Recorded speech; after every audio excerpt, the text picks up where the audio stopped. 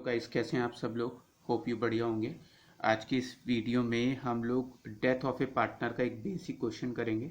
हालांकि basic question में भी मैंने 9 पॉइंट्स कवर अप किए हैं, तो मेरी कोशिश थी कि मैं आपको ज़्यादा से ज़्यादा पॉइंट करके दिखा दूं। तो स्टार्ट करते हैं।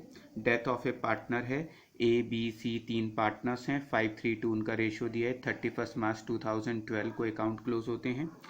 बी की डेथ 1 अक्टूबर 2012 को हो गई है, तो यानी कि 31 मार्च है, 1 अक्टूबर को डेथ हुई, यानी अप्रैल मई जून जुलाई अगस्त सितंबर अक्टूबर नवंबर दिसंबर जनवरी फरवरी मार्च ऐसे होता है। 1 अक्टूबर को डेथ हुई है, इसका मतलब इस साल उसने 6 महीने हमारे यहाँ काम किया है, देन उसकी डेथ हुई है। तो डेथ ऑफ ए पार्टनर में हमें मंथ काउंट करने होते हैं, जितने मंथ उसने वर्किंग की होती है उसके अकॉर्डिंग हम क्वेश्चन सॉल्व करते हैं, ये आपको ध्यान रखना है। एक और जो चीज़ इंपॉर्टेंट है वो ये कि इसमें एडमिशन, रिटायरमेंट या डिसोल्यूशन वाले चैप्टर्स की तरह सारे अकाउंट्स नहीं बनाने पड़ते हैं। जिस पार्टनर की डेथ हुई है, जैसे हमारे इस क्वेश्चन में बी की डेथ हुई है, तो आपको सिर्फ उसका कैपिटल अकाउंट और उसके एग्जीक्यूटर का अकाउंट बनाना है। अब एग्जीक्यूटर कौन होता है? ऐसा है, बी की डेथ हो गई है तो बी के मरने के बाद उसके फैमिली मेम्बर्स आकर पार्टनर से पैसा मांगेंगे कि भाई जो हमारा फैमिली मेम्बर है उसकी डेथ हो गई है तो उसका जो भी हिस्सा है वो हमें दे दिया जाए। तो किसी के मरने के बाद जो उसके फैमिली मेंबर्स आकर पैसा मांगते हैं, जो उसका नॉमिनी होता है, उस नॉमिनी को हम यहाँ पर एग्जीक्यूटर कह रहे हैं, समझे आप? तो शुरू करते हैं अब क्वेश्चन को करना। सबसे पहले क्रेडिटर है, क्रेडिटर को लेकर क्वेश्चन में कोई एडजस्टमेंट नहीं है। बीपी है, उसको लेकर कोई एडजस्टमेंट नहीं है, हमें क्वेश्चन में जनरल रिजर्व दिया हुआ है, तो जिसकी डेथ हुई है बस उसका हिस्सा निकाल कर उसको देंगे। तो बी का हिस्सा है 3/10, 40,000 का 3/10 करेंगे तो उसके हिस्से का जनरल रिजर्व निकाल कर हमने बी को दे दिया। WCF दिया हुआ है 20,000 रुपये का, उसमें भी बी का हिस्सा निकालेंगे 3/10 और उसका हिस्सा निकाल कर दे देंगे। यानी जिस पार्टनर की डेथ हुई है बस आपको उसका अकाउंट बनाना है और उसका जो भी शेयर है वो उसको देते जाओ। इसके अलावा ए बी सी तीनों की कैपिटल है, लेकिन हम सिर्फ बी का अकाउंट बना रहे हैं, इसलिए बी की कैपिटल का बैलेंस उसके अकाउंट में लिख देंगे। कैश है, इसका कोई रोल नहीं है। डेटर, इसकी कोई एडजस्टमेंट नहीं है। बिल्डिंग 1 लाख की है, 50,000 इंक्रीज हो गई तो 50,000 का फ़ायदा मैंने शो कर दिया। उसके नेक्स्ट हम लोगों को स्टॉक दिया है, कोई एडजस्टमेंट नहीं है। मशीन दिया है 80,000 है, उस पर 10,000 का डेप्रिसिएशन लगा। 50,000 में से 10 जाएंगे तो बचेगा 40,000 का प्रॉफिट। प्रॉफिट को मैंने तीनों पार्टनर्स में डिस्ट्रीब्यूट कर दिया, लेकिन हम सिर्फ प्रॉफिट की एंट्री बी की करेंगे। बी के अकाउंट में रिवैल्यूएशन प्रॉफिट हमने शो कर दिया 12,000। तो हम जिसकी डेथ हुई है सिर्फ उस पार्टनर की चीज़ें उसको देते जा रहे हैं। इसके अलावा हम लोगों को फर्स्ट पॉइंट हो गया, गुडविल दी हुई है पुरानी। पुरानी गुडविल जो है उसमें बी का शेयर निकाल लेंगे 3/10 और निकाल कर उसके अकाउंट में पोस्टिंग कर दी। तो हमने बैलेंस शीट की सारी आइटम कवर अप कर ली है। अब एडजस्टमेंट में नीचे आते हैं। बी की डेथ 1 अक्टूबर को हुई है, 6 महीने उसने हमारे यहाँ काम किया है। न्यू रेशो ए और सी का दिया है। बिल्डिंग का पॉइंट हो चुका, मशीन का पॉइंट हो चुका। बी की ड्राइंग दे रखी है, यानी बी ने अपनी डेथ तक के टाइम में इतने पैसे विड्रॉ किए, तो जितने पैसे उसने विड्रॉ किए उसके अकाउंट में डेबिट साइड में लिखेंगे। यहाँ पर हम बी के अकाउंट में इधर वो चीज़ें लिखते हैं जिनसे बी को फ़ायदा होता है, यानी जो बी का फ़ायदा है, और जिन चीज़ों से बी को नुकसान होता है वो हम इधर लिखते हैं। तो ऐसे में हम क्या करेंगे, जो चीज़ें हम बी को दे रहे हैं वो इधर, और जो हमें बी से लेनी है वो इधर लिखेंगे। तो ड्राइंग का पैसा हम बी के अकाउंट में से माइनस करेंगे। उसके बाद हमें गुडविल का पॉइंट दिया है। गुडविल का पॉइंट बिल्कुल वैसे ही करेंगे जैसे रिटायरमेंट में करते थे। अब रिटायरमेंट में कैसे करते थे मैं आपको एक बार करके दिखा देता हूँ कि ए बी और सी हैं। ए बी सी हैं, इनका ओल्ड रेशो दिया हुआ है और न्यू रेशो दिया है।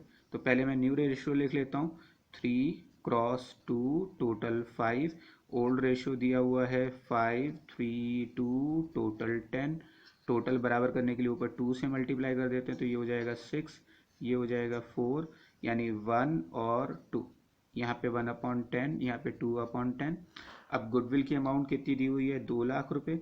2 लाख रुपये में उसका शेयर निकालेंगे तो कितना निकलेगा? 20,000 तो ए देगा और 40,000 रुपीज़ सी देगा। तो बी के मरने पर उसको पैसे कौन देंगे? ए और सी। तो ए कितने पैसे देगा? 20,000 रुपये। और सी कितने पैसे देगा? 40,000 रुपये। अब ये पैसे बी को मिल रहे हैं इसलिए मैंने क्रेडिट में लिखा है, ठीक है। चलिए, होप यू आपको गुडविल का पॉइंट समझ में आ गया होगा।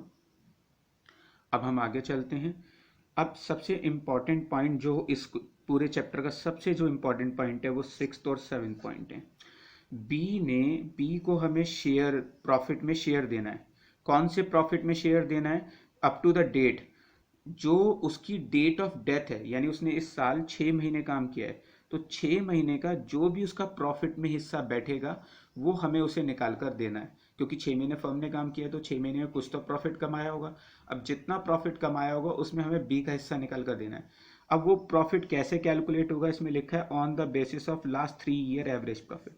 सबसे पहले मैं 3 सालों का एवरेज प्रॉफिट निकालूंगा। देखो 50,000, 90,000, 1 लाख। अगर मैं इन तीनों का टोटल करता हूँ तो इन 3 सालों का टोटल आ रहा है 2,40,000, और डिवाइड बाई 3 करूंगा तो एवरेज प्रॉफिट कितना आएगा? एवरेज प्रॉफिट आएगा 80,000। तो इसे देने का तरीका क्या है मैं यहाँ करके दिखाता हूँ। पी एंड एल सस्पेंस, इसे बोलते हैं P and L suspense. Suspense क्यों बोलते हैं? देखो ऐसा है, पी एंड एल अकाउंट हमेशा ईयर के लास्ट में बनता है। अभी यहाँ पर अक्टूबर में पार्टनर की डेथ हो गई है तो मुझे टेम्परेरी एक पी एंड एल अकाउंट बनाकर उसका प्रॉफिट कैलकुलेट करना पड़ रहा है। तो जब हम temporary P and L account बनाते हैं तो उसको पी एंड एल सस्पेंस बोलते हैं।